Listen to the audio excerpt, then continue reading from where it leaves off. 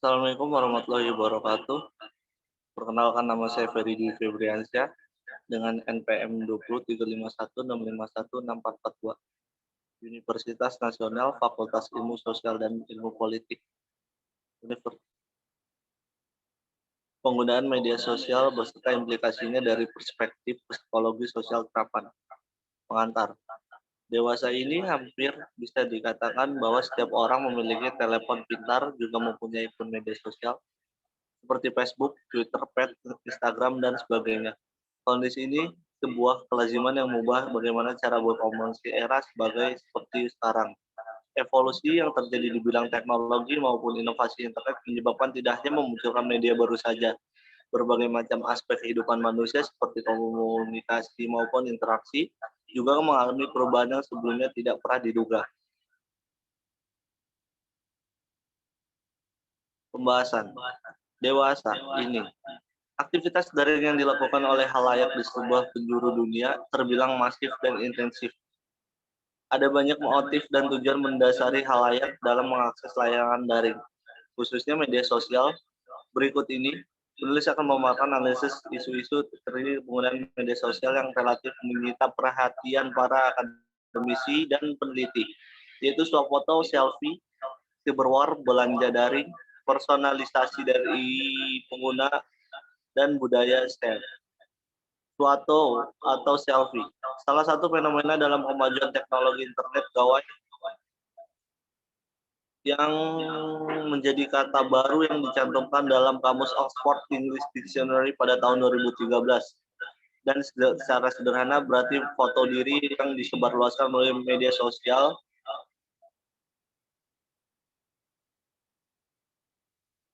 Perangkat metode penelitian.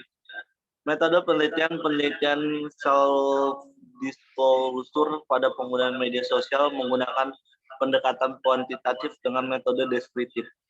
Penelitian kualitatif adalah penelitian yang menekankan pada quality atau hal yang terpenting dari sifat suatu barang atau jasa. Sedangkan Sugiono mendefinisikan penelitian kualitatif sebagai metode yang digunakan untuk meneliti pada kondisi objek alamiah, di mana penelitian adalah instrumen kunci teknik pengumpulan data yang dilakukan secara triangulasi, analisis data bersifat induktif, dan hasil penelitian lebih menekankan makna daripada generalisasi. Kerangka teori media sosial. Pengertian media sosial, kehadiran media dengan segala kelebihannya telah menjadi bagian hidup manusia. Perkembangan zaman menghasilkan beragam media, salah satunya media sosial, merupakan media di internet yang memungkinkan pengguna untuk mewajibkan dirinya untuk berinteraksi. Yang pertama itu ada karakteristik media sosial. Media sosial memiliki beberapa karakteristik yang tidak dimiliki oleh beberapa jenis media lainnya. Contoh satu yaitu jaringan media sosial terbangun dari struktur sosial yang terbentuk dalam jaringan atau internet. Karakter media sosial adalah membentuk jaringan di antara penggunanya sehingga kehadiran media sosial memberikan media bagi pengguna untuk terhubung secara mekanisme teknologi.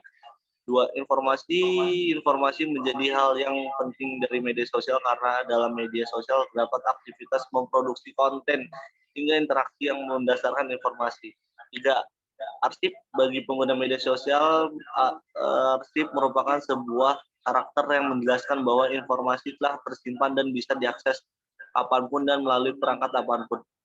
4. Interaksi karakter dasar dari media sosial adalah terbentuknya jaringan antar pengguna.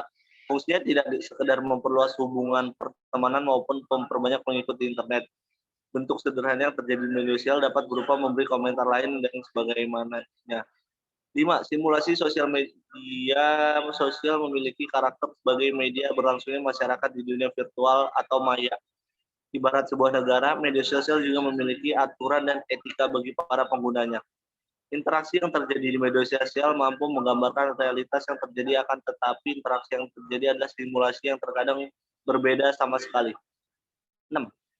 Konten oleh pengguna karakter ini menunjukkan bahwa konten dalam media sosial sepenuhnya milik dan juga berdasarkan pengguna maupun pemilik akun. Konten oleh pengguna ini menandakan bahwa di media sosial halayak tidak hanya memproduksi konten mereka sendiri, melainkan juga mengkonsumsi konten yang diproduksi oleh pengguna lain. 7.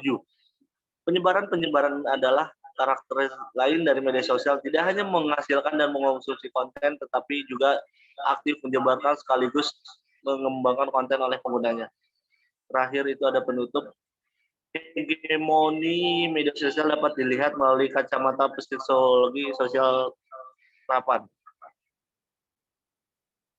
meliputi konsep, teori, dan hasil penelitian. Psikologi sosial dan perilaku individu yang berhubungan dengan topik-topik terkait aktivitas pengguna media sosial seperti virtual foto, cyberwar, belanja daring, personalisasi dari pengguna, dan budaya sosial. Perilaku manusia yang semakin tidak terpisahkan dari realitas dunia maya patut menjadi perhatian yang serius, sehingga pada tiap-tiap subtema perilaku media sosial sebagaimana yang telah disebutkan di atas dapat dinilai ide penelitian bagi peminat kajian psikologi sosial khususnya maupun disiplin ilmu lain yang terkait. Diharapkan dari hasil penelitian tiap subtema didapatkan hasil dan pembahasan spesifik yang memperkaya kajian tentang perilaku penggunaan media sosial. Sekian dari saya atas presentasinya, kurang lebihnya mohon maaf. Wassalamualaikum warahmatullahi wabarakatuh.